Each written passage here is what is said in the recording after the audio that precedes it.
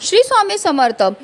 गणेश चतुर्थीच्या दिवशी गाईला खाऊ घाला ही एक वस्तू. ही वस्तू खायला दिल्यामुळे आपल्या 7 पिढ्यांचं दारिद्र्य नसून आपल्या सर्व इच्छा मनोकामना ह्या पूर्ण होणार आहेत. तर आपल्याला काय करायचं आहे, घरामध्ये सगळ्यात पहिली चपाती गाई करता तयार करायची. कणिक मळताना त्यामध्ये आपल्याला हळद टाकायची आणि छानशी चपाती तयार करून घ्यायची. त्या चपातीवर आपल्याला थोडंसं तूप लावायचं. त्याचबरोबर 21 दुर्वांची जुडी ठेवायची आणि एक गुळाचा खडा ठेवायचा आणि अशी ही चपाती घेऊन जायचं आपल्याला गाईजवळ. गेल्यावर सर्वप्रथम तिच्या दोन्ही पायावर आपल्याला पाणी अर्पण करायचं, तिची आरती करून घ्यायची आणि त्यानंतर आपल्या हातातनं गाईला ही चपाती खायला द्यायची आहे आणि थोडंसं पाणी प्यायला द्यायचं. त्यानंतर गाईभोवती आपल्याला 11 प्रदक्षिणा मारायच्या आहेत.